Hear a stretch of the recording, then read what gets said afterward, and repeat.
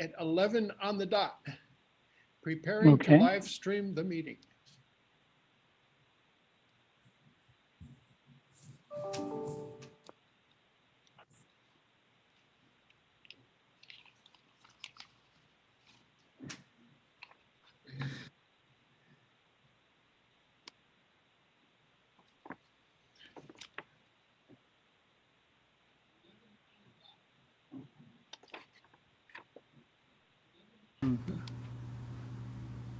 And I have,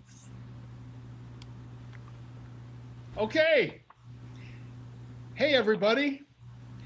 It's Dean talking to you. Longtime member of Community Church and now acting administrator and musical director and bottle washer, Community Church of Boston. And a very good morning to all of you.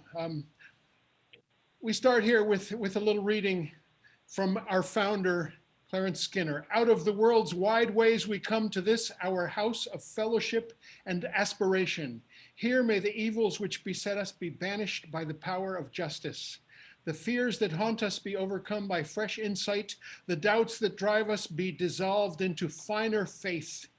Here, each in our own way, yet together, let us for a brief time look into the mysteries of life's beginning, the source out of which the endless eons roll and countless lives emerge, and with renewed hope, search through this maddening maze of things to find again life's aims and meaning, and above all, its glory. Good morning to all of you. We have a wonderful program this morning. In fact, we have a huge day today. We have a morning service or meeting or gathering, whatever you want to call it. We also have a memorial tribute to Bob Datilio this afternoon. And I'll talk about that a little bit this morning. And if any of you are interested, maybe that's a little too much Zoom for any human being, and it'll be a little too much Zoom for me today, but I'm really looking forward to this memorial event because it's a really interesting guy and a really interesting story on the subject of stories, which is our theme this morning. I want to introduce you all to Klein. Karin has been with us a couple of times as a presenter and as part of the poetry festival that happens at Community Church in normal times in our auditorium. It's a combination of poetry and dance that is just astoundingly wonderful. And we're just so glad Karin is with us this morning. Will you all welcome Karin Klein? Yay. Thank you. Am I on and can you hear me now? You are on and you're spotlighted and we can hear you. Good. Okay, I'm going to start out not dancing now, but that comes in different segments. I'm going to start out reading a couple of poems that have political ramifications and resonances. And I do this because the community church isn't the kind of thing we usually think of as church, but it shares the most important values we could possibly have. And those are the values of peace and justice. And we all know that without justice, there can't be any peace. So I'm going to read, if there's time, two poems in this segment. The first one is called Wild Swans at Waquoit. In 1986, my partner, Jimmy, who has passed into spirit, built us a house in Mashpee on Wampanoag land, which is where I still spend half of the year. And Waquoit Bay is right across the street from the house. And the poem by the wonderful Irish poet, W.B. Yeats, Wild Swans at Coole, documents what was going on in Ireland when he visited his friend Lady Gregory at Coole near Connemara. But this poem is Wild Swans at Waquoit, and it intimates issues that we're struggling with, the resurgence of neo-fascism and authoritarianism, the climate crisis, and the fears of extinction of various species. Wild Swans at Waquoit. Yeats saw them a century ago at Cool, near Connemara. Their sudden wheeling flight stirs him to sadness. All had changed since his first count of them. Years replete with personal grief and political tumult. I see them at Sage Lot Pond, an inlet of the bay. Their serene beauty slumbers on the water. Their oval banks glisten ivory, sun on their silky surface.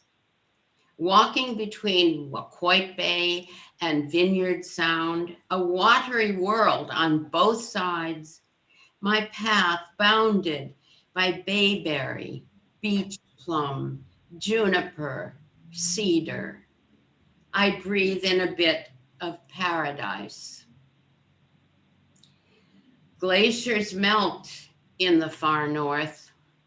The undiminished force of water cascades into rising oceans. The water where wild swans sleep, no longer an invitation, but a threat. Part 2. Cloud cover drains the landscape of color. Fewer swans yesterday at Sage Lot Pond. Those there no longer in repose. Their necks, elongated periscopes, strain to see what's coming. On our other coast, my cousin, age 97, is dying. A refugee from Nazi stormtroopers, he sees his life spiral back with televised images of torchlit parades that illumine faces shining with old hatred. And here's the chant, Jews will not replace us. Sage Lot Pond empty today, its opaque surface undisturbed.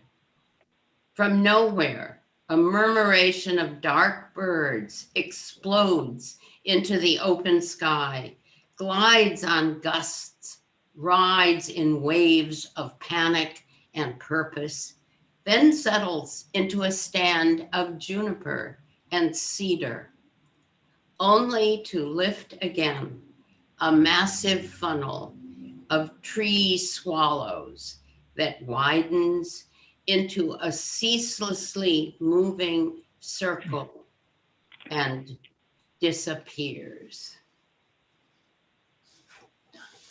Yeah. Thank you. Thank you, Karin. Beautiful poems. We make a practice of lighting a candle at the beginning here. And today we light it for Bob Dotilio, whose celebration of life is this afternoon at 2 p.m. If any of you would like to join us, I will put the link up on the chat.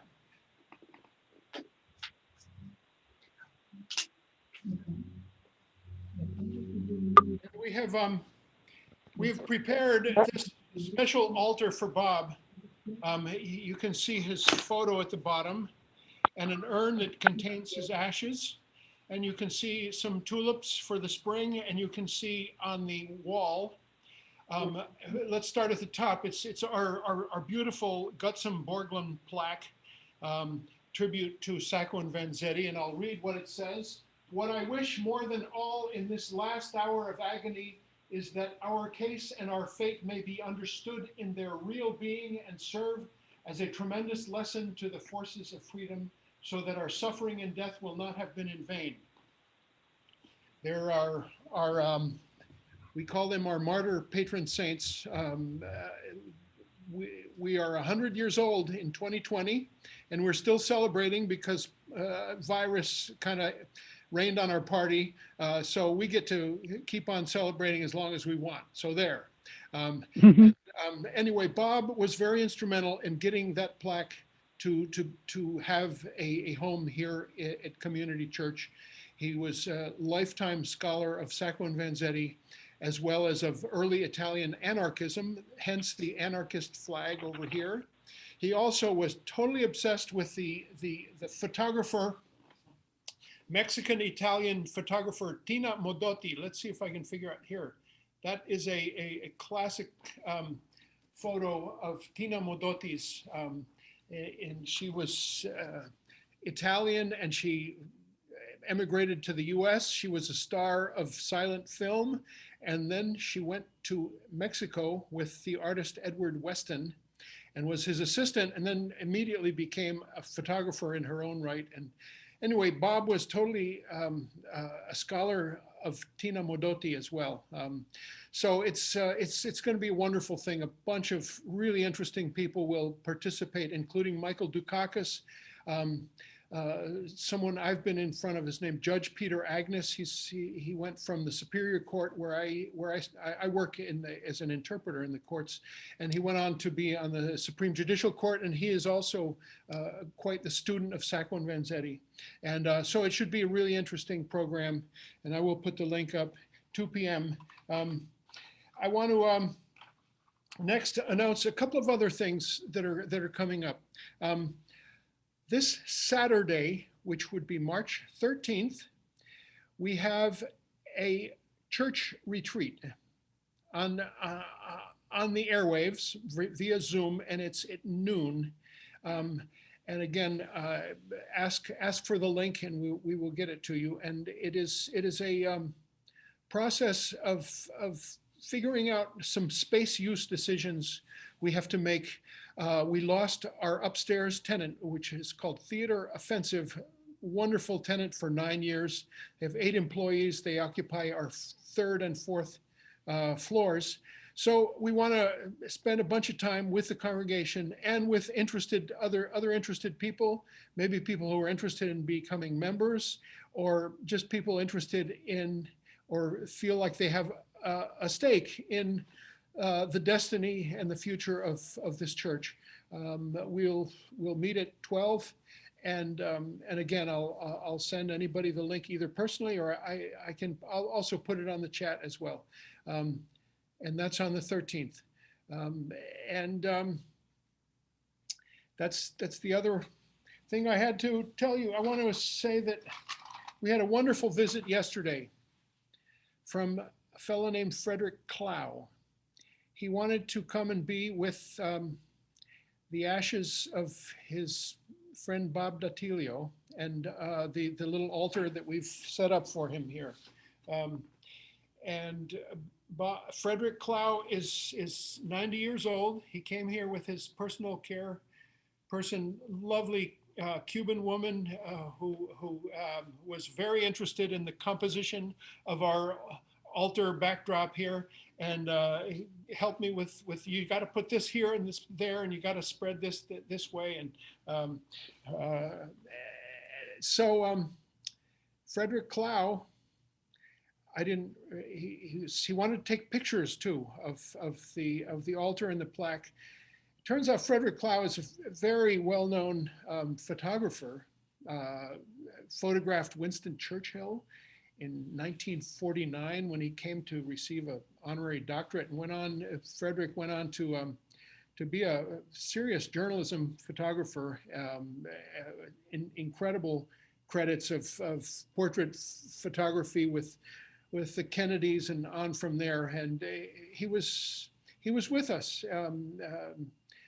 It just reminded me of this whole experience that has really consumed the last 2 months of my work at Community Church, which is dealing with the aftermath of the passing of Bob Datilio, and our taking on the responsibility and the honor, really, of celebrating his life this afternoon.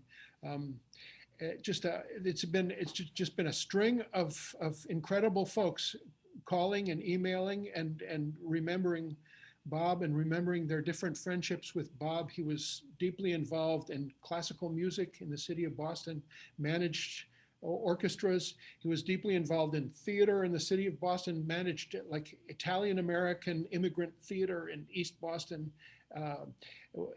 Very involved, of course, Sacco and Vanzetti and radical politics, and very involved in the world of dance. His wife was a dance instructor at Boston Conservatory. Anyway, Bob Datilio this afternoon.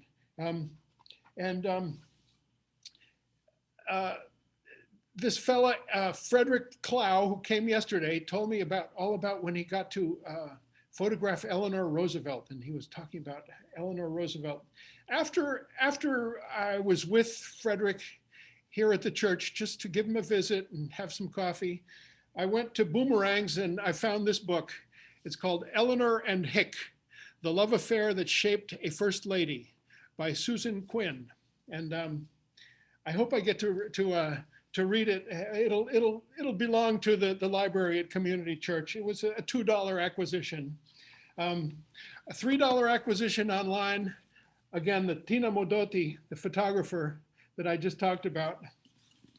And another serious acquisition was Chris Hedges' graphic novel he's written several graphic novels with Joe Sacco.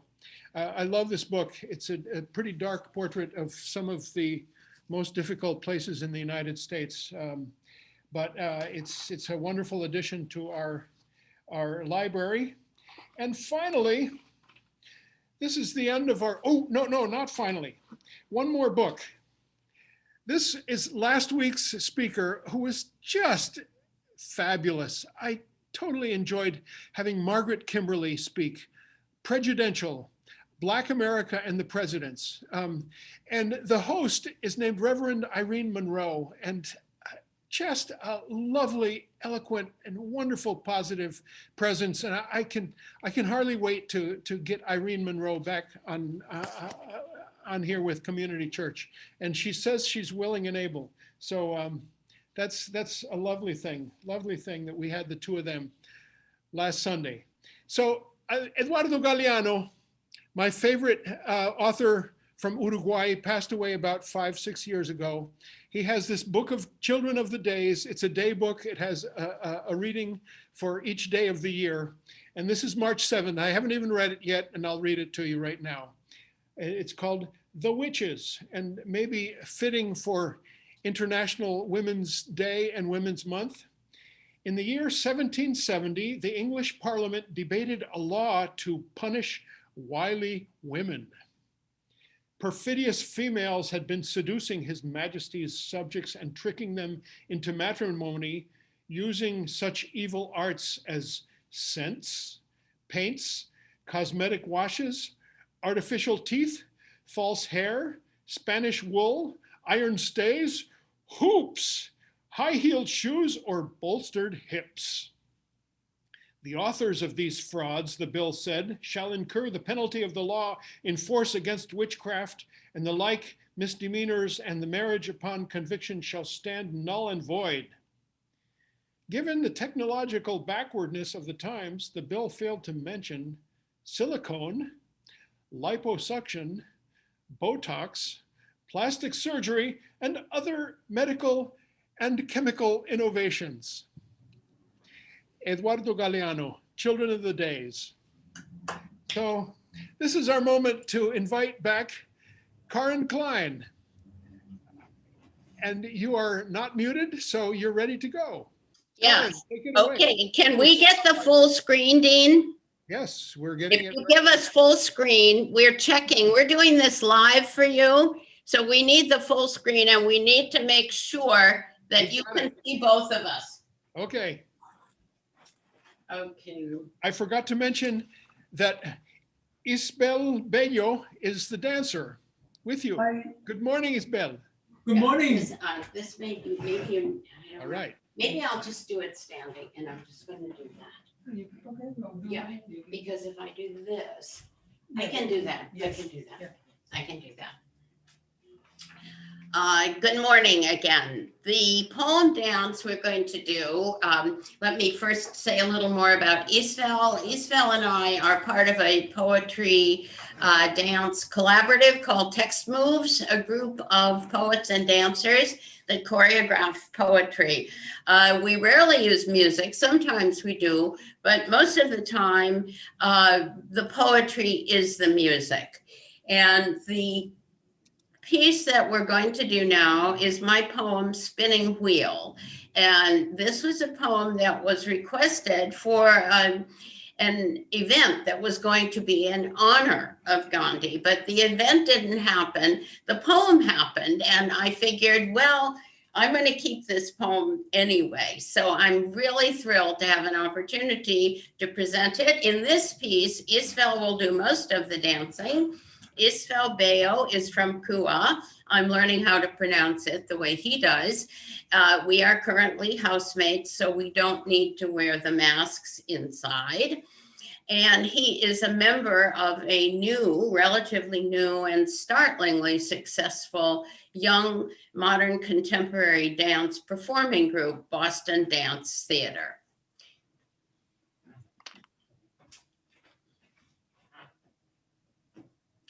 Spinning Wheel.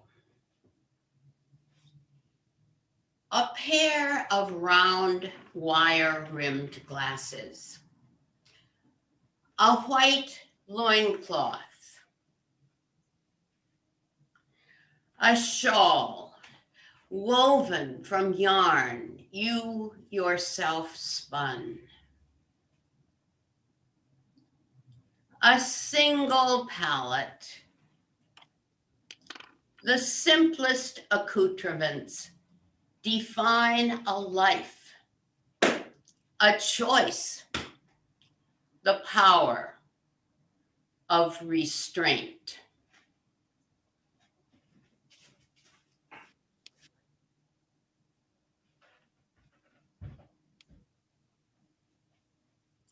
Hindu by birth, lawyer by trade, you find your satyagraha when the British in South Africa label you Cape colored.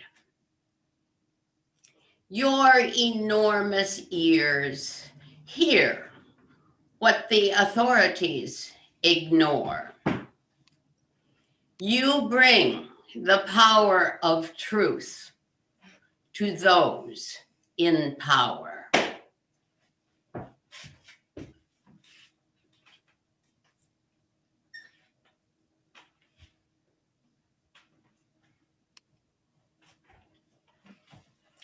No stranger to jail cells on 2 continents.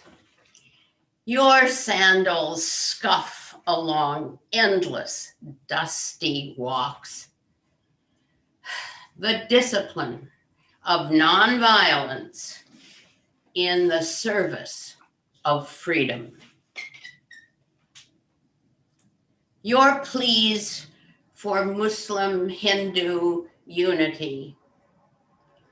Your only weapon, the fasts unto death, to compel an end to their rioting. Wrapped in your shawl, your skinny body, history's shadow.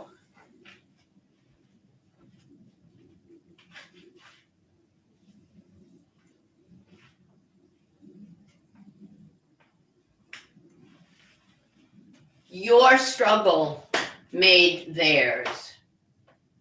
Nelson Mandela, like you, imprisoned.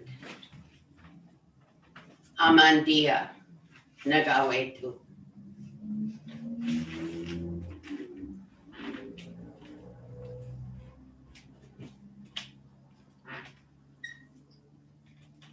Dr. Martin Luther King, like you, imprisoned.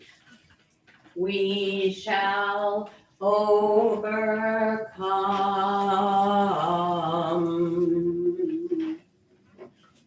and assassinated. Yitzhak Rabin, like you, assassinated by one of his own. Shalom Akshav, shalom, shalom, peace, peace Akshav, now, now, peace now.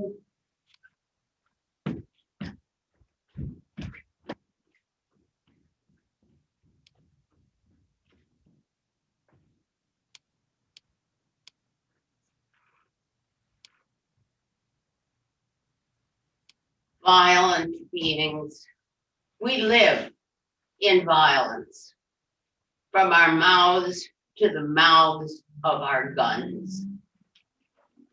Spread your hand-woven shawl over us as protection, great soul, because we cannot protect ourselves from ourselves.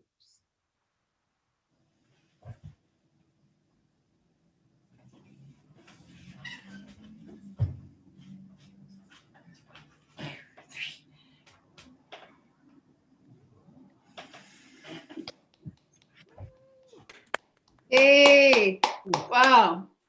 Thank you so Thank you. much. Karin Klein and Isvel Bello. Bello. Thank you. I can hardly wait until we can have you physically in person in this auditorium presenting for us. May the time not be distant, O Lord. May the time not be distant, O Lord, and O spirits, and O people. Right, I just got my shot yesterday. me too. Oh, yeah. And I hope you all are able to be in line soon. And I hope I didn't get in line before somebody else who deserved it sooner than I did. If I did, I feel guilty forever, but I've got my shot, and I hope there is a way to do that equitably someday. We're all about stories and storytelling today, and I want to ask Ed Pazanese to unmute yourself.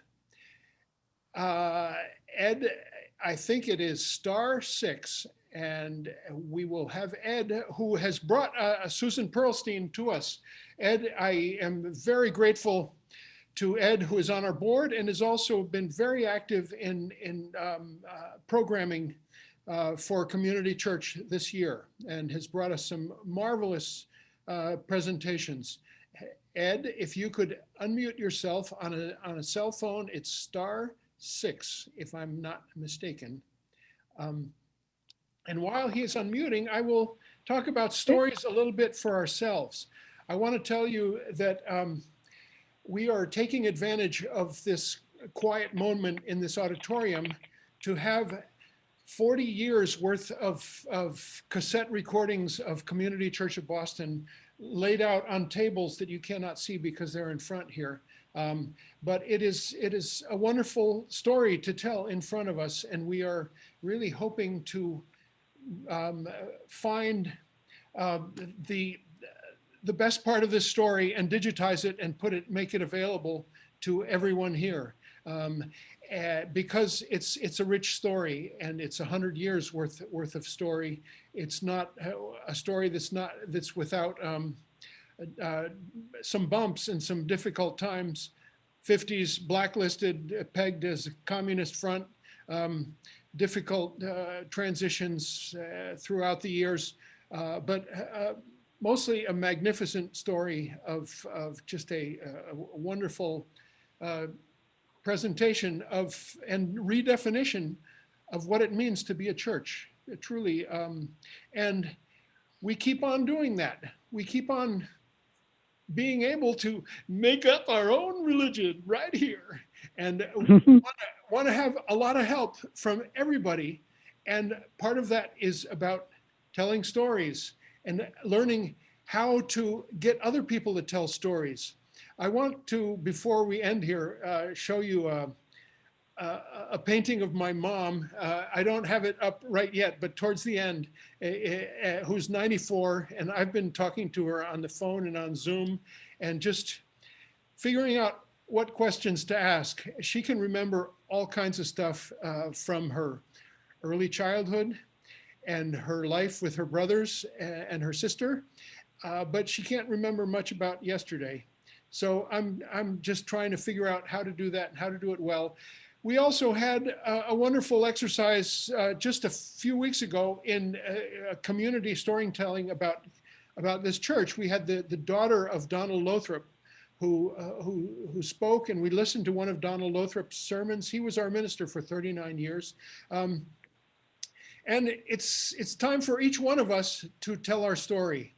And I hope that can be an important part of our community, is listening to each other's stories. And it's a really diverse group of people out there to hear from about what they have lived and what they have lived through and what they have been baptized with fire about. I also want to recognize one of my favorite storytellers who is with us this morning. His name is Tony Toledo. Hi, Tony. Just glad you're with us. And again, Ed Pesanese, you are unmuted to introduce Susan Perlstein for us. Take it away, Ed. Okay, good morning.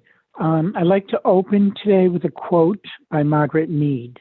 Quote, "A society that cuts off people from meaningful contact with children is greatly endangered.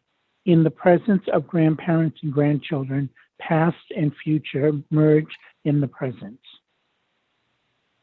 It is my pleasure to introduce Susan Perlstein, who founded Elders Share the Arts in 1979 and later the National Center for Creative Aging, which was in residence at George Washington University. At the time of these organizations were started, very few people were doing work that bridged generations through validating, collecting, and listening to life stories. The richness of listening to stories and sharing with many generations is a way to inform families and communities. Susan's major contribution for 50 plus years in the field of aging resulted in an international movement called Creative Aging. Today, it's a pleasure to welcome Susan Perlstein, and there will be a time for sharing stories at the end of today's presentation. Welcome, Susan. Okay, thank you. Thank you so much, Ed, for inviting me, and to Dean for having me on. And it's just a pleasure and a delight to be able to speak to the Community Church of Boston, truly. And, you know, we are living in such a brave new world now, and with all these new ways of sharing ideas, stories, what we care about. I mean, for me to learn Zoom and start to communicate online, it's just a whole new way of being. And so I'm delighted to be with you. I would prefer it in person, but this is, of course, great that we can get together this way. So I founded Elders Share the Arts back in 1979, as Ed said, and the purpose was to link cultures and generations through the arts. And Elders Share the Arts, its purpose was to give stories back to their communities and to transform those stories into dance, theater, writing, music, in order to be able to celebrate the histories of community. So I was inspired to do this because my grandparents were immigrants. They were immigrants from Eastern Europe. And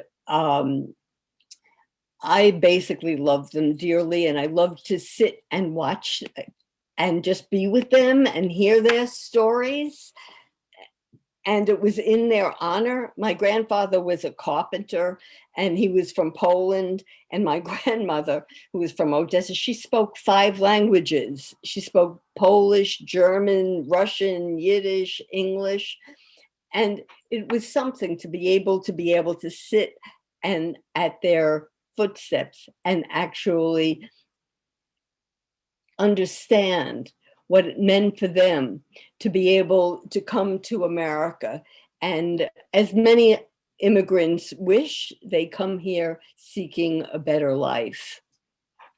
So now that it's the 100th anniversary of the Community Church of Boston, this is a great opportunity for all of us to keep the legacy alive and to share those stories. And I will talk about how to find stories, gather the stories, give them back to community, to celebrate. And as I said, I feel like now we are creating new ways of doing this and sharing what is important to us. So I'm going to just start with story. We are our stories. And for generations, human beings have passed on their values and traditions through sharing stories. And it's always been the gift of older people. Older people as the keepers of our culture to pass on those traditions and customs to family, friends, community. So over the years, there have been many, many different ways in which we've been able to share our stories. Can I just ask, Dean, I do not have I have a blank screen with, is everybody's screen blank? I have a blank screen up right now. No, you are spotlighted and, Okay. on It's okay, it's just not on my screen. I don't know what. I'm not sure what to tell you. Maybe Charlie could figure that out. No, it's fine. We We'll are seeing continue. you. I don't mind just talking, but I'm talking into a blank screen. We can see you. Okay, which is very strange in this brave new world of ours. Anyway, I will continue. So basically, there are many different ways and purposes to story, and stories have evolved. And I will talk first about the field of oral history, which is really a social science, and it's there to validate a historical, cultural moment or event.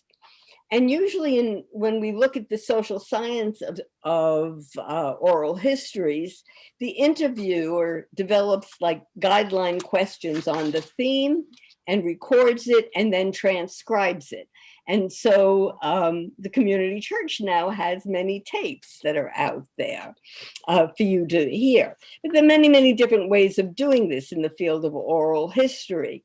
For example, one of my favorites, really favorite oral historians is Studs Terkel.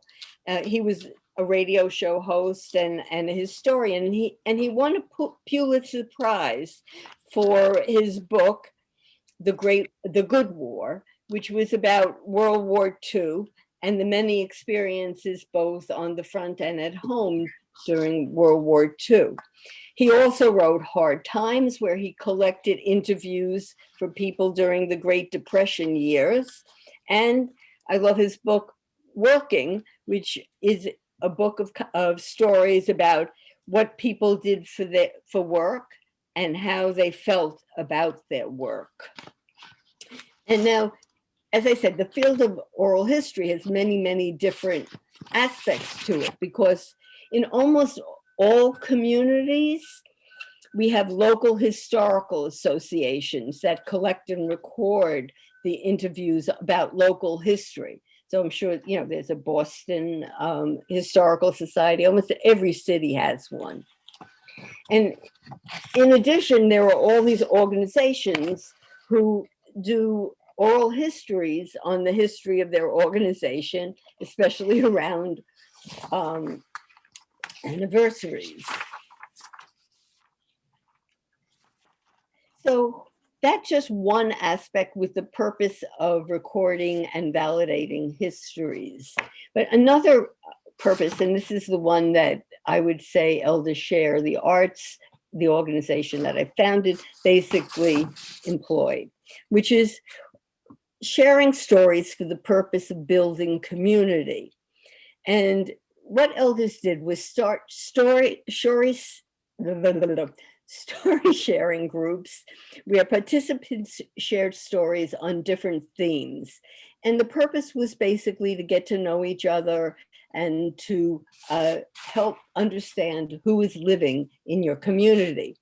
And let me just give you an example of some of the themes. So a facilitator or a teaching artist would run a group, and some of the themes would be, family, both your own personal family or families you moved into, work, then and now, work situations, travel, places you've been, holidays, favorite foods, and of course, and I think importantly, as the group gets to know each other, it would be stories about what you value, proud moments, and people and events you want to honor in your life.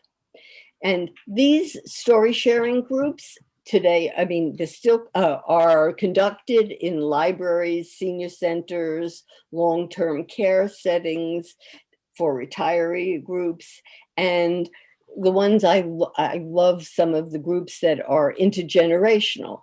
And the intergenerational groups are formed by pairing a school and a senior center in a community. And the seniors visit the class at the community. The class then comes to the senior center. And let me just give you an example of how a program like that might unfold. For example, we were running a program in Spanish Harlem in an after-school center. And the seniors from the senior center came in to the after-school program. And first, they told stories about their neighborhood. And and both the young and the old named 3 favorite places and had to draw a map of those 3 favorite places. So, for example, the older people chose their grocery store, their church, their senior center, and younger people chose like the candy store, the schoolyard, or the block they hung out on. And then what happened is we paired in pairs, the older person and the younger person took a tour with their map. And the younger person showed the older person where their candy store and schoolyard, and the older person took the younger person to the grocery store and the senior center. So this program, by sharing stories about 3 favorite places in your neighborhood, made the neighborhood twice as large for each group, and people had a chance to see how other people lived in their neighborhood. So that's one example. Another example is in Flushing, Queens, and Flushing is a neighborhood of immigrants from the Pacific Rim, Korean, Vietnam, Cambodia, from all over that area. And the seniors from the senior center, who were mostly Holocaust survivor Jews, shared stories of what do you take with you and what do you leave behind when you come to a new country. And of course, all these young, wonderful new immigrants also told their stories of what did they leave behind and what did they take with them when they came to America. And together they put on a living history theater play, doing scenes from each other's lives and sharing their stories. And the living history theater play was then performed both at the senior center, at the school, and the neighborhood councilwoman was so happy to see this. She had come to see the performance that then they took a play to the city hall in Flushing. And thus people really learned the stories of immigrants then and now and what is important in becoming an American and respecting democracy. So to me, these living history groups that sometimes do murals, sometimes the stories come together in festivals, theater festivals, sometimes in books. All of these really is a way of building community. I want to talk now about another approach to gathering stories and for a different purpose. And that is called technically called life review.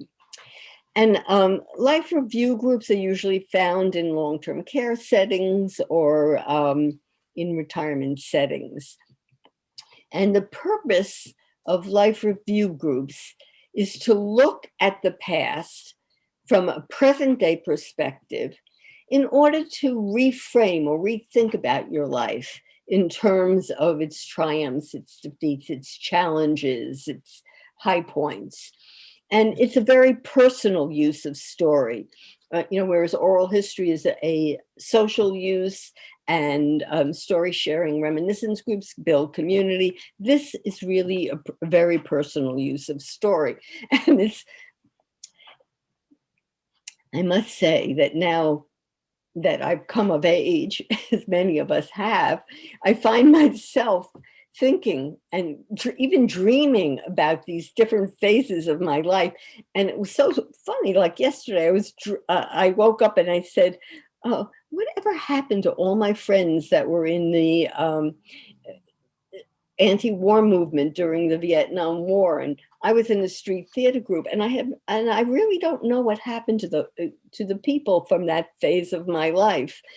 And so what I'm thinking is that here I am dreaming life review. In other words, trying to figure out who were the important people in my life, the important events in my life. And this is a very natural process, but it is essential that in assisted living senior centers that we have groups where people can take the time to find the meaning, purpose, and value of their life experiences. And all the different forms, whether it's oral history, reminiscence, or life review, involve thinking about what are the questions the interviewer wants to ask to spark the memories. And just at Elders Share the Arts, one of our key ways of doing this was through sense memory. And certainly all artists understand that each sense teaches us and informs us and shapes how we see the world. So whether it's seeing, hearing, touching, tasting, or that sense of movement, each sense actually has an art form that heightens that way of being.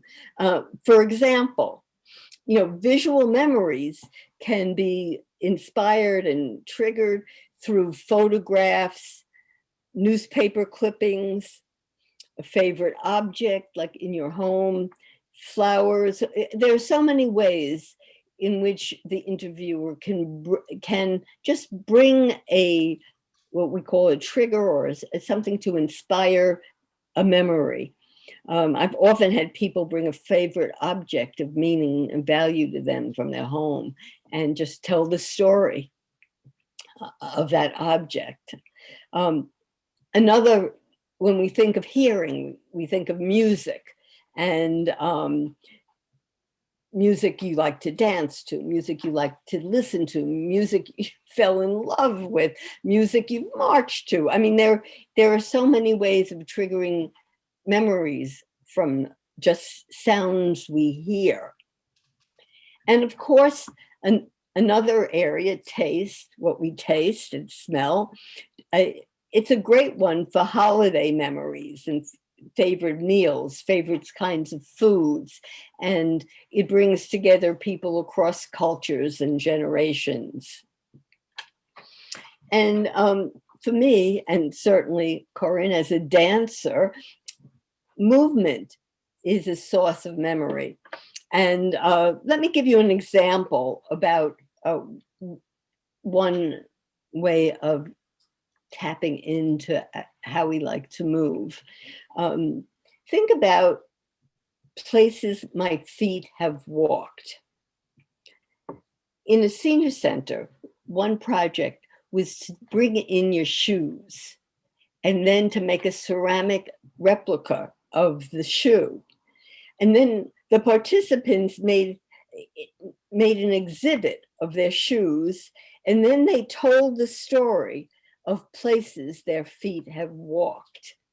And so you put together so many different ways of sharing the story with community, art and storytelling and movement.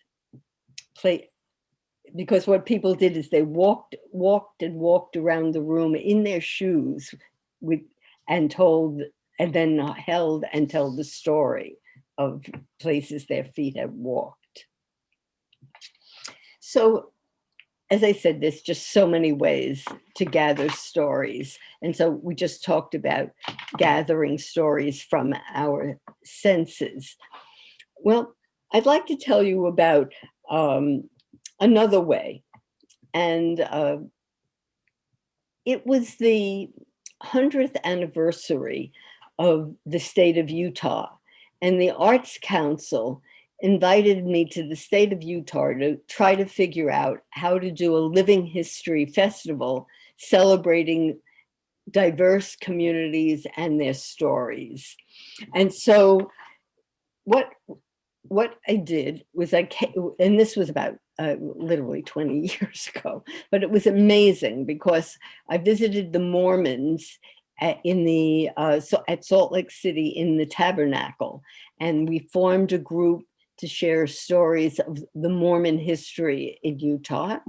And then what we did is each group had a storyteller who told the story and then an art form to express it. And then the Tabernacle Choir sang some of their songs. The next group was the miners from the city of Mormon. And the miners and their families formed a group to share stories, and they created a living history theater play that they brought to the festival for the 100th anniversary. And then I also met with the Ute Native American tribe, and they had so many stories to tell about having named the state of Utah from the Ute Indians, and they created a dance to celebrate the 100th anniversary of the state. And we brought all these groups together, and it was such an incredible way of getting to know who we were, who was in the state, and getting to understand better the different cultures that brought together to make the state of Utah what it is today. And so I would like to do an exercise with us all, because the essential way of gathering stories, whether you use sense memory questions or, well, let me just talk about it. The essential way is like a journalist, we ask questions. And the interviewer comes with all their W questions, like who, what, when, where, what's happening. And so when we ask the question, who, we're looking at people. And who are they? When did you get to know them? When we're looking at when, it's a question of time of the year, time of the day, it's time questions. When we look at where, we're looking at place. Where are you? And what's happening? The story begins to reveal itself. So since this is the 100th anniversary of the Boston Community Church, and we're in celebration of the 100th anniversary, I would like us to take a moment to just think about our own connection and our own story connection to the community church. So everybody just take a deep breath. And I'd like to know, who introduced you to the church and its gatherings? How old were you when you first learned about the church?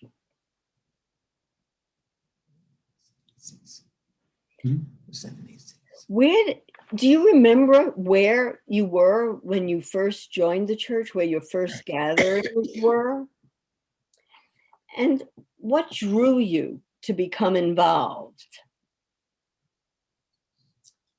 And what do you appreciate and love about being part of this community?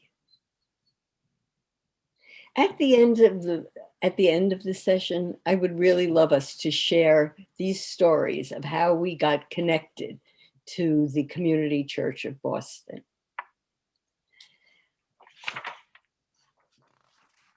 And so I'm going to be the ending now, and I would just like to talk about how it's so important that we find creative ways to validate and celebrate our stories. And to me, this is the best way to help heal prejudice and bring greater understanding as we learn about each other's concerns and struggles and what is important to us. So in these strange and different times, I just invite us all to share our stories and build a really inclusive, healthy society by sharing. Thank you.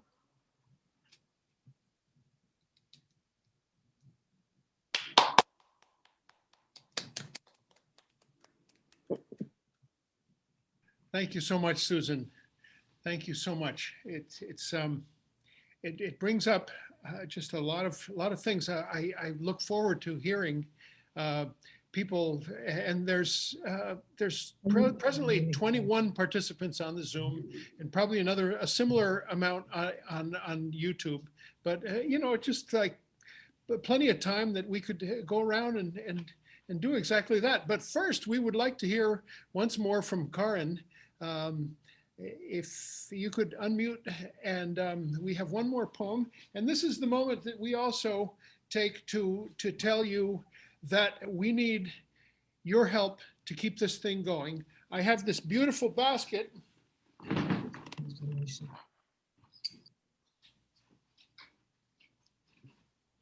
it is. See what that is? Isn't that gorgeous? This basket is from Uganda, and it normally goes around the congregation, and we put pieces of paper that are green in there, or we put checks in there. There's also other ways to donate. There is a PayPal and a credit card option on our website, which is listed in the chat. And we really rely on your help to make this happen. And I want to thank a bunch of people who haven't received thank you notes. I am very behind. Crystal is also behind on the thank you mode. We've just been so absorbed with other things. You will receive your thank you note, I promise. Maybe I shouldn't promise that, I don't know. Again, we're so glad that Karin and Isvel are with us. Take it away. Can everybody hear me? Yes, you are spotlighted. Okay, good. And you can see me. Yes.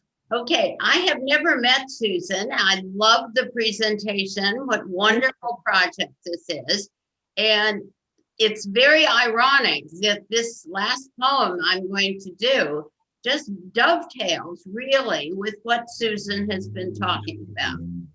This is a poem I did for my mother. And it's a little bit of a teasing poem. My mother, who was a model wife and mother and hostess for all of her married life, in her widowhood became a little bit of a wild woman and a lot of fun.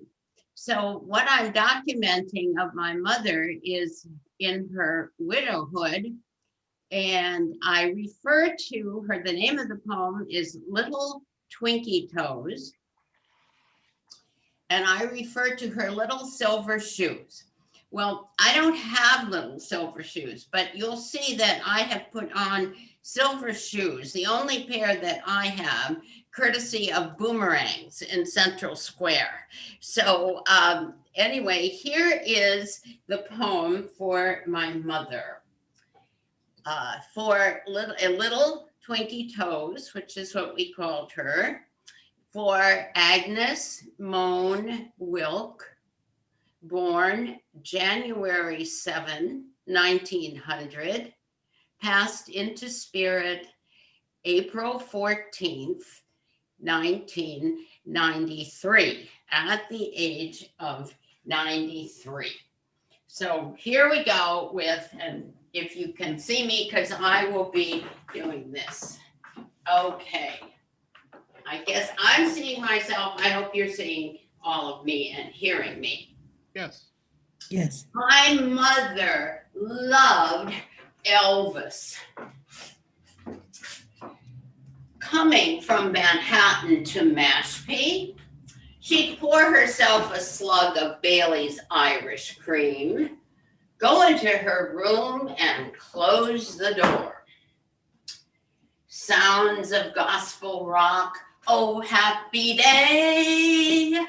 Oh, happy day. When Jesus washed, when he washed, when Jesus washed my sins away. And cigarette smoke. Let us know she had settled in. My mother loved to dance.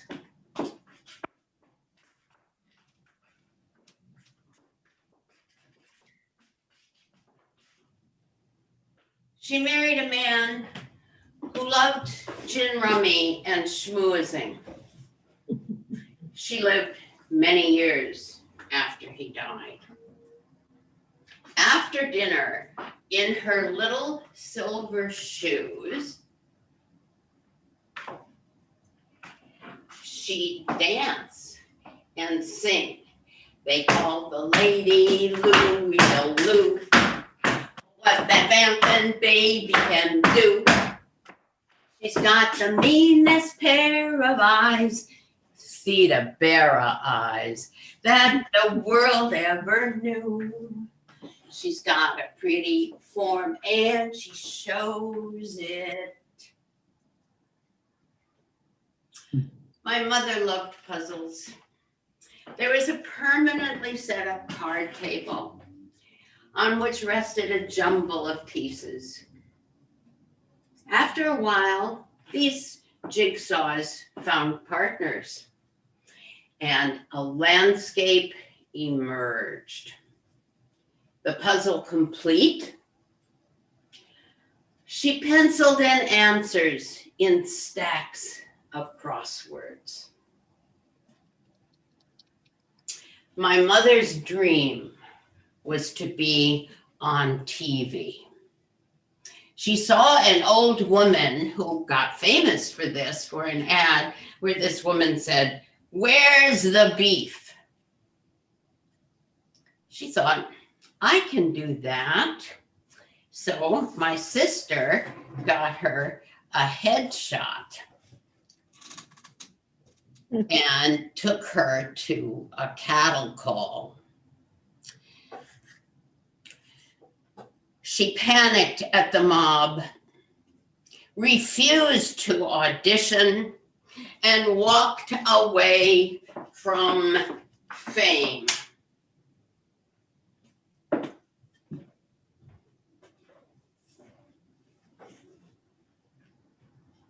Wrong move, Mom.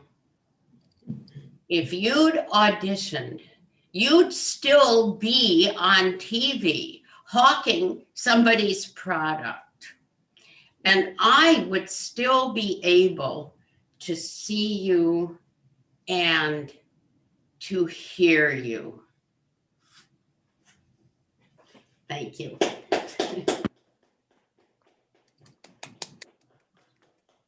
Karen Klein and Isvel Bello. Oh, I want to say thank you to you, Dean, and to the community church, because it's always wonderful to be here. And I share your values, and that makes it extra special good. Thank you, Dean, for bringing us. You're welcome. And I just have to say that on the subject of mom, I just have to share this with you. Mom, at age 94, presently spends a lot of time with my niece, who's named Nicole Blank. And Nicole is a wonderful artist. And she did a Warholian treatment of my mom in celebration of my mother's infectious laugh that makes the entire room laugh. And there she is. Can you see her? Yeah, That is funny. that's great. If you want a better look at that, I just love that. My niece sent me that, and it's just like, I can hardly wait to be on Zoom this evening at 6 p.m. with mom and her 3 living brothers and her sister, and we can enjoy that painting. It's just so great. Nicole Blank. Okay, enough. Stop share. We're back. And this is the moment for the community to share. First thing is that I see Judith Woodruff right in a rectangle above me here. And I want to tell you, Judith, that I found a tape of you doing a presentation only 40 years ago in 1981. And maybe as a gift to you, I will, as soon as I get good at it, digitize it for you. And Thank you. you get to listen to what you sounded like in 1981. What was I talking about? I can't remember. It probably said on the cassette. The cassettes are not always real well marked. It might have just, I think you might have been just doing a 7-minute presentation in advance of some speaker, and I don't remember who the speaker is. And they didn't call it, they call it the spoken message at that time. Okay. It's under Bill Alberts. I want to tell folks also that Bill Alberts is in hospice. Bill Oh. Alberts was our minister for Oh, 9 I'm so years. sorry to hear that. Bill went in, he's had a chronic kidney situation that he's lived with perfectly well for many years. He went in something related to that, and they found out he had colon cancer. And while he was in the hospital, he got COVID, and now he's in hospice. And I got this message. And Eva Alberts, his wife, asked me to share. To keep, Dean, can you share at the end of the program how we might reach them? I was very, Sure. I spent many years with him as my minister. I'd like to see. Absolutely. I will put that in the chat. Thank you. Is there anyone? I'm just who curious, wants to, Judith, how did you get involved in the community church? So clearly 1981, it's been a while. Actually, I think I probably was involved since 77 even. As soon as I got here, I looked for a progressive organization to be involved with. And I was suggested by a number of people who were pretty radical to go look at the community church, and I never looked back. So Where was it when you joined it? Just it was where it is. now? Yeah. Yeah. Wasn't Well, it? No, he was Where up was, to, where was it? our meetings were at Morse Auditorium, Boston University. Oh, okay. yeah, But we Yeah, owned, it was. we But owned it- this it's building much since more homey. 1946. Okay, it's much more homey where it is now. Yeah. No, it's so interesting because that question where, you need a whole bunch of people to sometimes figure out, at what moment did things shift and why. Well, I was looking for a progressive Yeah. organization that would have meaning in my life and connect me with other people who have similarly, and it did. And I met you through Ed, who has been a member of Yes. the church. And we go back a long time, Susan. Yeah, we do. All right. I'll just add that I found out about community church probably in 1983 or 4. I saw it on a poster around Boston University somewhere that Howard Zinn or Noam Chomsky, I can't remember which one, were going to speak. Went to Morse Auditorium. There were lots of people there. And soon after that, I got in contact with Bill Alberts because that's the time when Central America was just erupting with revolution and chaos. And that's where I was born and grew up in Costa Rica, and wanted a vehicle for sharing that anger at US imperialism in Central America. And Reverend Alberts had me come and sing at certain Central America related occasions. Next.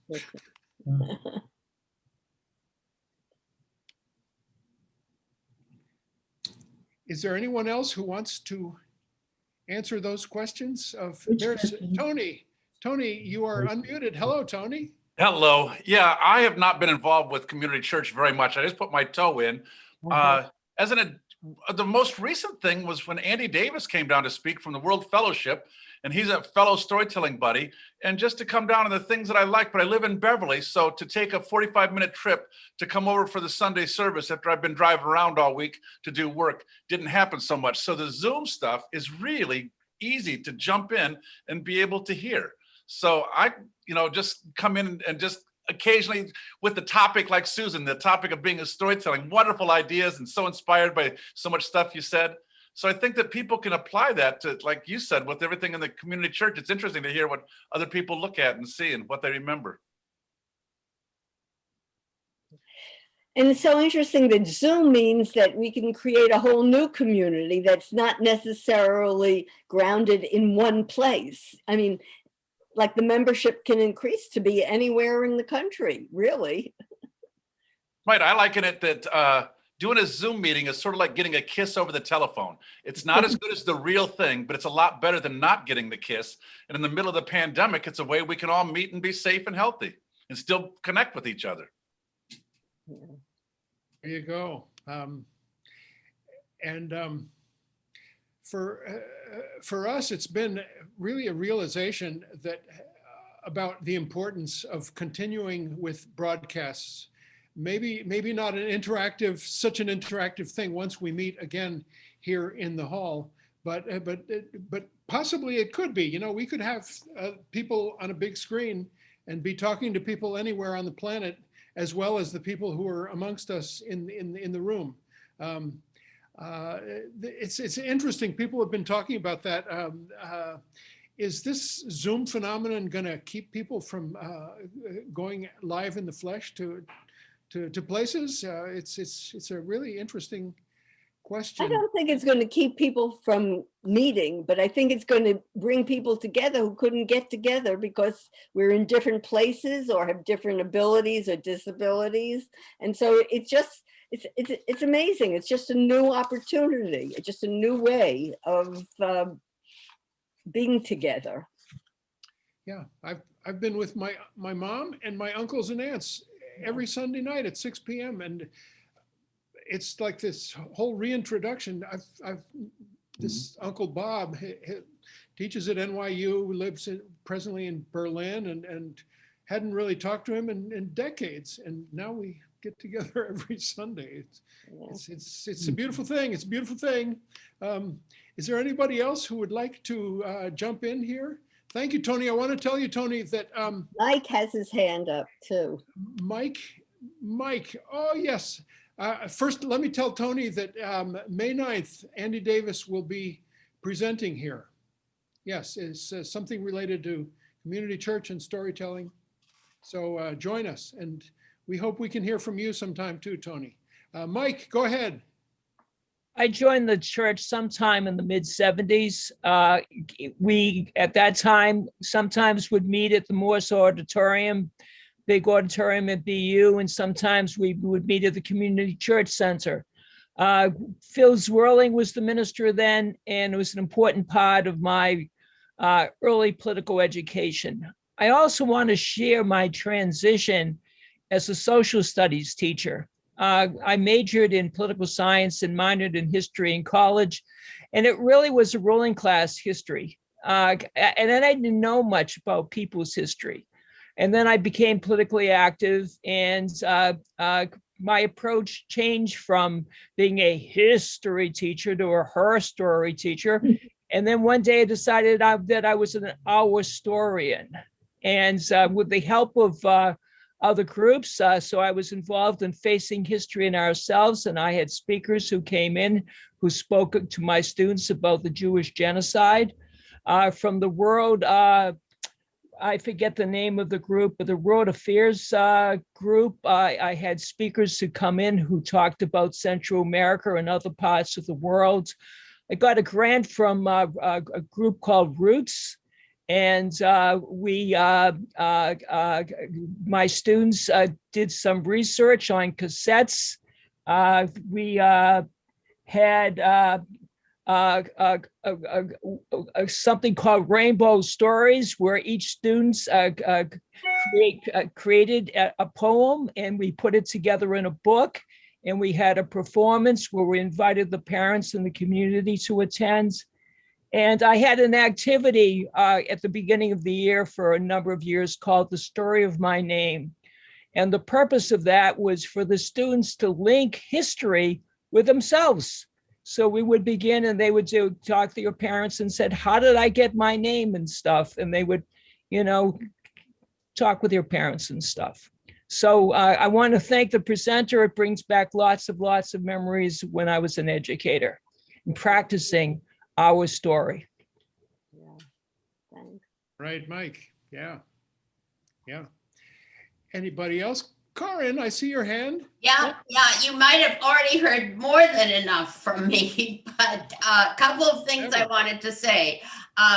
You know that I love the community church and come whenever I'm able to do that, because the most religious organizations are more navel gazers than the community church. The community church tends to look at the wider issues in the world that are happening. And there's nothing wrong with gazing at your navel and trying to figure out what your life is all about.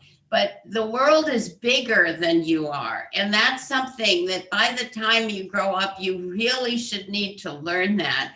And it's good to be with people who have learned that and kind of keep affirming it and bring in history and what's going on now and what the really significant values are that we share in community. So that's something I wanted to add. Another thing I wanted to speak to what Dean said about, will we not want to go back to in-house? And I belong to a group of college classmates. We graduated together, and we used to meet for lunch in Porter Square in Cambridge at Passage to India. And then, of course, COVID hit, so we went on Zoom.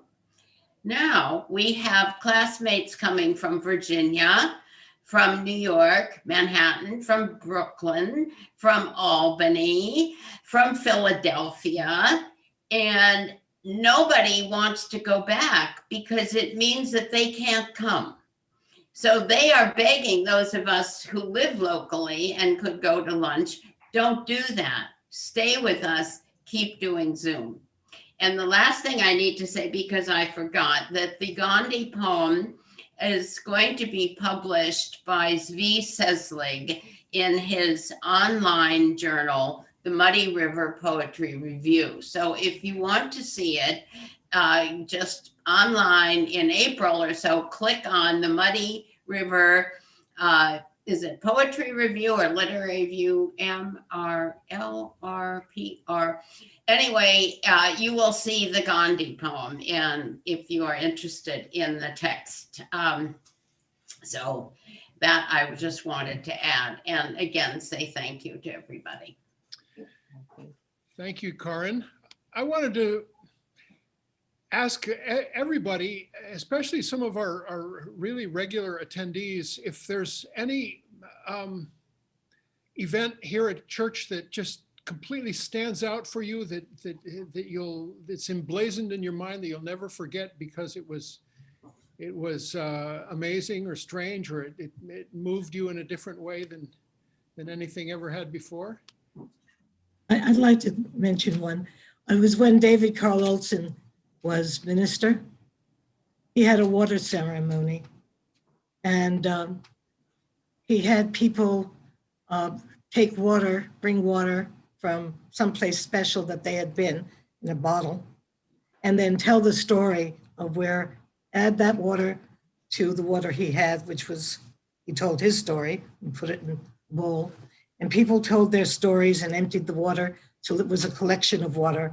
And it was a very moving ceremony. And I would suggest that maybe we do it again. It was very, very worthwhile. And the stories and the sharing, both on a physical and spiritual and story level, were really worth repeating. We generally do that once a year. The very first program is sort of a homecoming. People talk about where I was this summer, and here's some water that I brought. We didn't do it virtually. That's very important, but this was open-ended. You could bring water from your grandmother. You could, say it symbolized whatever from whatever. And I think that's also important. Doesn't mean you shouldn't do the one you do, but maybe we could add this one somewhere. Charlie. Karen's going to say something off camera here. Hi, Judith. It's ironic that David Carl Olson, who I started to go to some of the events at Community Church, left for Flint, Michigan. Yes. Speaking of the water issues, just thought I'd note that. Well, David contributed a great deal. He had an incredibly beautiful voice. He was a wonderful actor, and he brought a lot of talents and progressive politics to the church. So it's nice that we remember him now. Yes. And now he is in Baltimore, senior minister at a huge downtown church, and was with us in January to celebrate Donald Lothrop. I think that for me, some of the most memorable events are the memorials for the likes of Cynthia Foster, Harry Landfield, Carl Jones.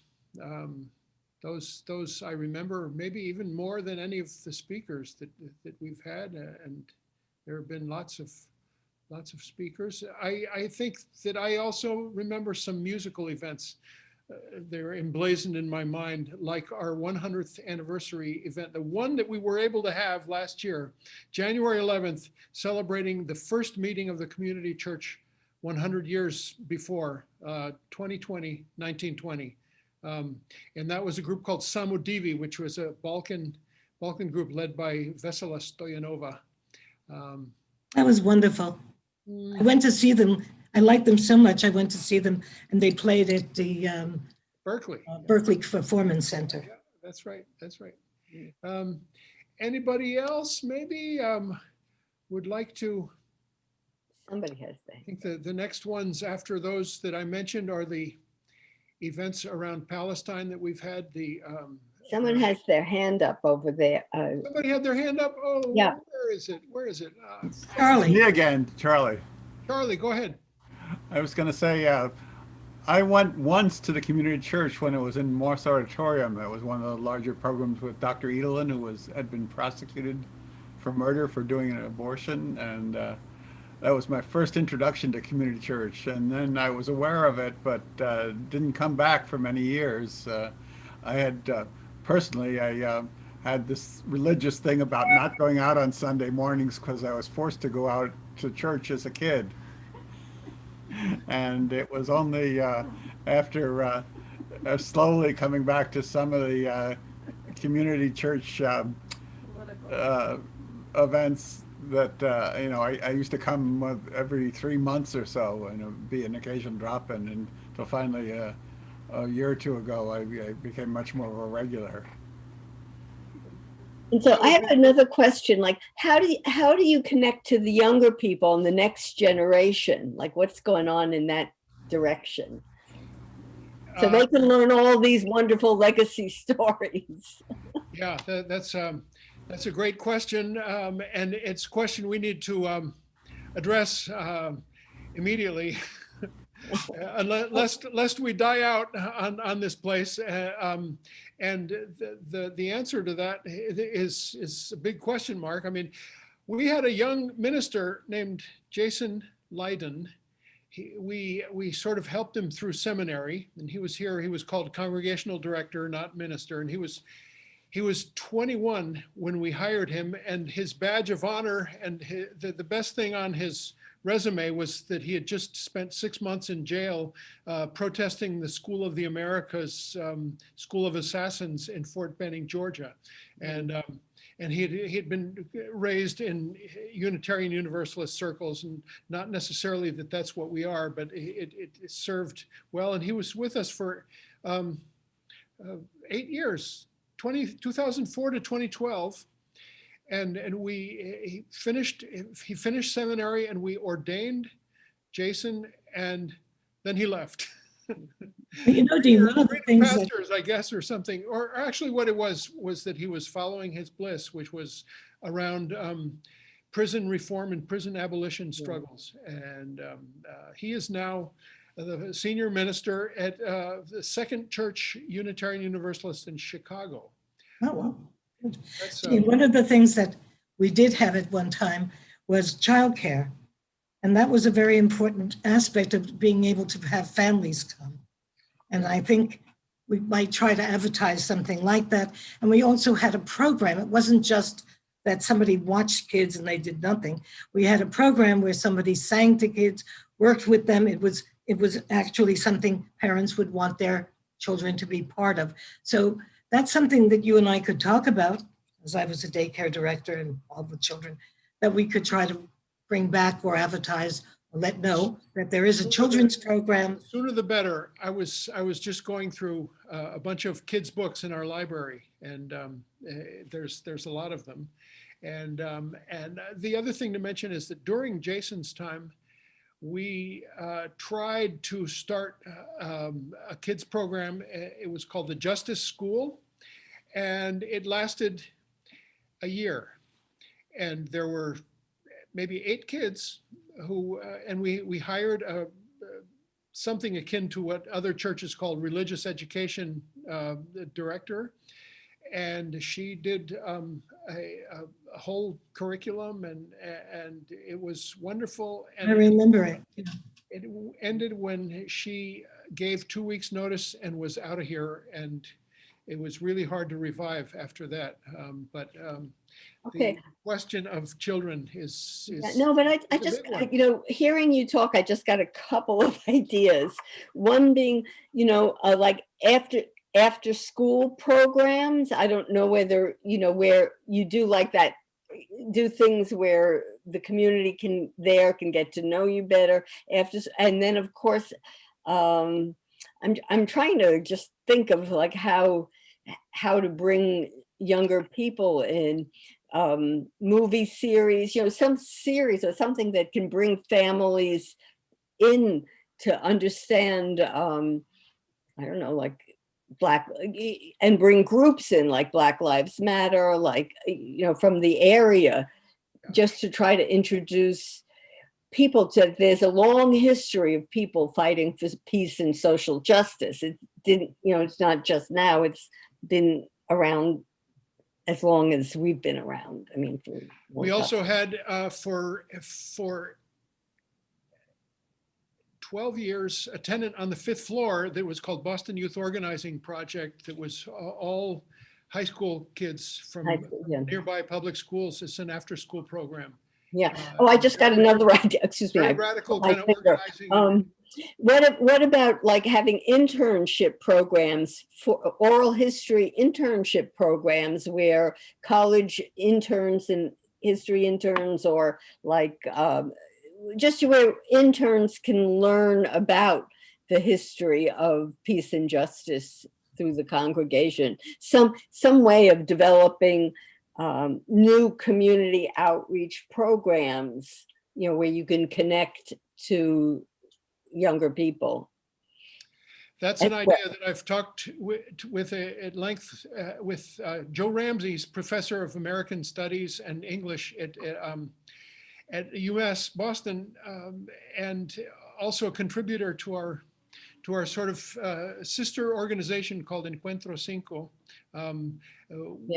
We do Zoom co-sponsorships with a lot of different academics and activist folks. Joe wants to bring a bunch of his students over to have a look at our archives and that's great. Exactly that's great. That sort of. Just any kind of community partnerships where we can, bring in more organizations that are now fighting for peace and social justice, because that's where the younger people are. My son is a member of the, he's on the faculty, not faculty, he works for the Center for Popular Democracy that really works throughout the country trying to get people organized. And I'm thinking there must be a chapter in your area, as well. Yeah. I'd also be happy to volunteer to come in and do a storytelling program, whether it's a Saturday morning or a Sunday afternoon or something. I mean, that's what I've done for 30 years and could put the word out, and who knows. So I'm happy to do that for free, to come over and see if you get some people, and then invite them, to have something for the parents and the kids, and say, somebody else, you could stand up, Dean, and just explain what you do on the at the community service church, and invite people to come on a Sunday service. That's very nice of you. Yeah. Hi, this is Alan. I wonder if I can pipe up. Go ahead, Alan. Hi. Yeah, I love the suggestion that, is it Tony that was just made? Yes. I mean, I'm going to say the end of what I was going to just say first, and that is that as we're reaching out to people, to the greater community, and advertising and publicizing and whatever we do, we just never know who we're reaching at any one time, or any series of times, but we have to do it. It's like that's what makes us human. We just have to do the right thing, and it's some greater powers, whatever, that steers people our way or doesn't. And but it's our job to do the efforts, and that's sort of why I'm committed to being a volunteer at Community Church. And I don't know who I'm reaching, who I'm not, but anyway, I'm just so blown away by this presentation today. It's really, really wonderful, and I want to thank the presenters. So I'm a member of the church, and I'll just very briefly give my little story. I grew up. I live in Maine. I'm calling from Maine right now, and I'm doing just the phone Zoom thing because video and audio at the same time doesn't seem to work very well over my internet connection. I'm kind of in a rural area. But anyway, I grew up in Massachusetts, and so I was familiar with Boston all my life. I grew up in what are now suburbs north of, up near, in the town of Rowley, up near Ipswich. When my parents moved there from the Acton-Boxborough area, both areas at that time were kind of rural before 495 was built and so on. But in the late 50s, early 60s, a lot of development going on. But anyway, so I came from kind of a rural background of sorts. And so I moved to Maine when I was like 28 or something. And I've lived here back and forth in some other countries since then. But anyway, in 1995, I became a war tax resistor up here in Maine, and with a bunch of peace and justice folks that I had already known since the early 90s. Particularly around the first Iraq War. And so I became I officially declared it in 1995. And we had a series in New England. We have an annual gathering. We haven't had it this year, of course, or last year. But we all meet very informally, sort of, but war tax resistors from around New England. And we invite people from all over the world and the country also. So I went to my first gathering in 1995 in Western Mass. Excuse me.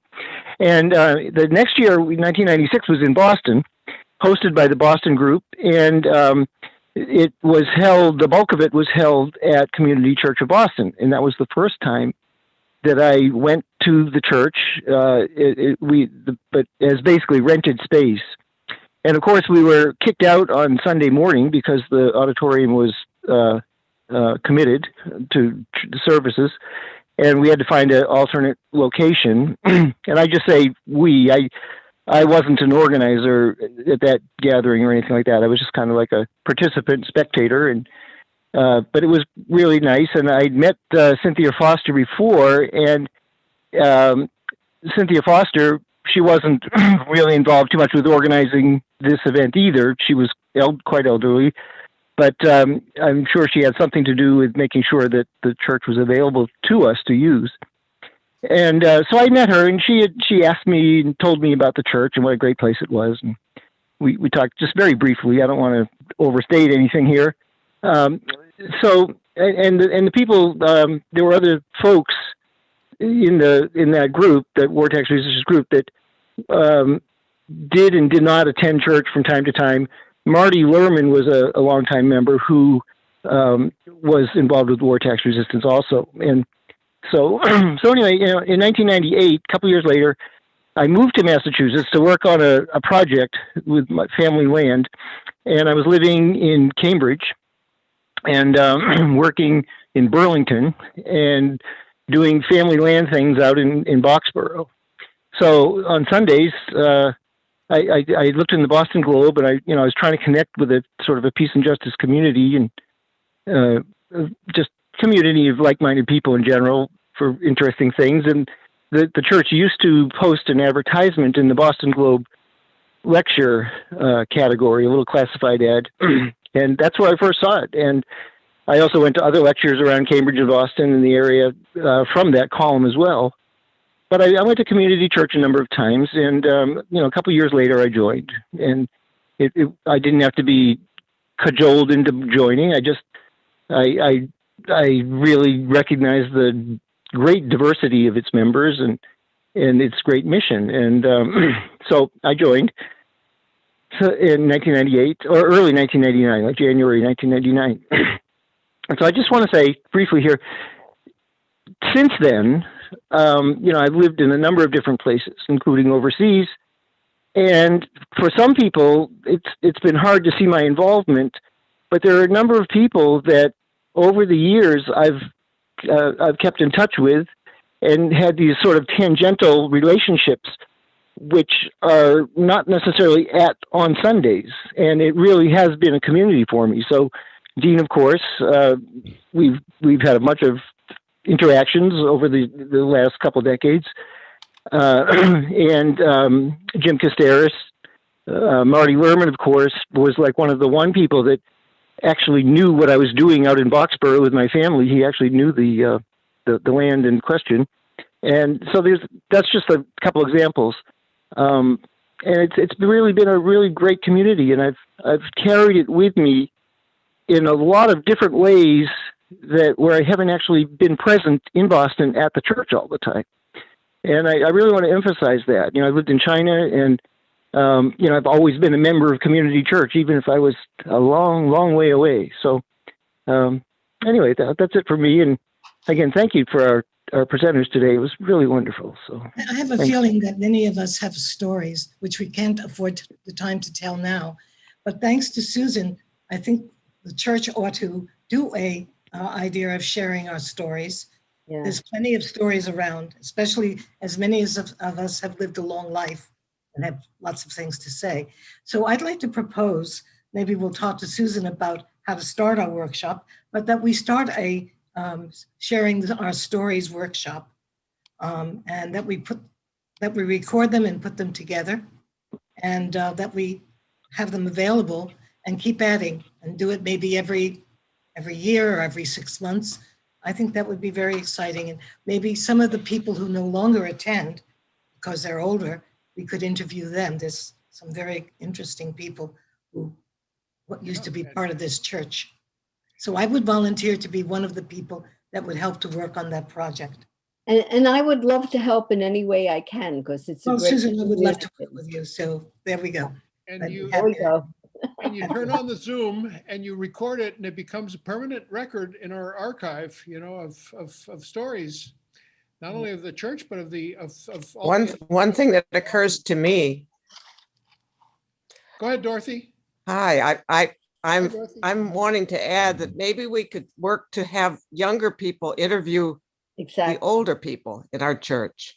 And the young people don't have to be members, but I think that the idea of a young person interviewing someone, writing down and taping themselves some of the things that they learned could be a project that could engage young people and use the stories. And I think we should also ask Tony if he can help us in ways that would be good. I know that Andy Davis at World Fellowship developed a program on the founder, one of the directors. I'm forgetting the name right now, Uphouse, I think, but I'm not sure which person. But somebody like Tony could do some stories about some of us. I mean, I think somebody definitely should interview our Mike Heishman about his teaching, and try to spread the word. And young people, older people, the things that we learned about being helpful should be part of a project, I think, for the church. Thank you, Susan, for coming and really welcome. stimulating It's these a great ideas. idea. It's a great Judith, idea. I found the cassette. It was 1983, and the speaker was named Caldwell Taylor. He was a diplomat. Oh, It was yeah, right we after the found invasion him. of Grenada. Yes, we found him. I had gone to Grenada and he stayed with us, and I asked him to speak at the church. Oh, no kidding. Wonderful person. Wow. He stayed with That's us. pretty great. He spoke a couple of times, I believe. Yeah, he was wonderful. He was also the Grenadian delegate to the United Nations. Okay. And I had been in Grenada doing work. And it was wonderful to have him. Anybody else? Dick, Crowley, Homer, Lonnie, it's so good to see you on this Zoom call. Barry, any stories or any ideas before we wrap up? I want to wrap up a little bit early because I have a little preparation to do before our Zoom this afternoon. It's a lucky thing that this memorial, I'm not doing anything except 3 or 4 minutes at the very beginning to introduce people to the community church, and there's a Sacco Vanzetti Commemoration Society that is sponsoring it and that is emceeing the event, and a bunch of his friends who are speakers, including the people I talked about, Dukakis and Judge Peter Agnes and a few others. Really interesting. I don't see any other hands up, and if I see no other hands up, I'll say, hello, Dick Crowley. It's so good to see you on this Zoom, second week in a row after a long silence. And I see Lenny Shames calling from Brunswick, Maine. And I want to tell folks that we're really interested in upping our broadcast game. And we have allocated some funding for having a video person to do video production, taping and production, and YouTube uploading and editing and that sort of thing. So we're hoping to have somebody to do that on a regular basis. We do it, but it's just like raw, unedited tape that we stick up there, and it's almost like nobody really wants to see it. It looks like this. It's a bunch of rectangles on a screen. So that's what we're working on. And it would be good if we could do something in the church for our sharing our stories. Maybe we could begin a project like that. Maybe Susan might come and help us start it and visit us and get us started. But we have a lot of people with great stories. Yeah. So I think that would be a wonderful thing for us to do. And it's also a heritage to pass on to the next generation. Absolutely. Yeah, and I just want to thank you all. It's been such a great pleasure to just be with you and hear your stories, and I hope we inspire each other, to actually celebrate our history and culture. I think we're going to keep on walking forward. Keep on walking forward. Dorothy, are you saying goodbye, or did you have one last word? Oh, you're muted. Muted, Dorothy. Or are you just singing along? I think. keep on walking forward, never turning back, never turning back.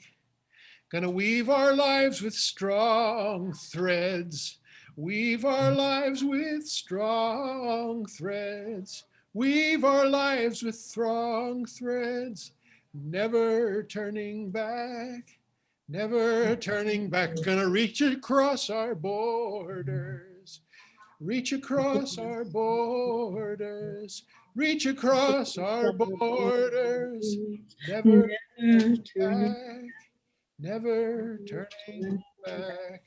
Meeting at the building, soon be over, all over this world, all over this world, oh Lord, all over this world. Meeting at the building, soon be over, all over this world. Amen. Hallelujah. Amen. Hallelujah. Amen. Amen. Amen.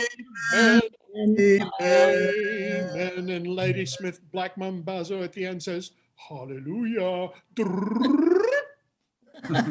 Goodbye, everybody. Thank you, Susan. Thank you, Karin. Thank you.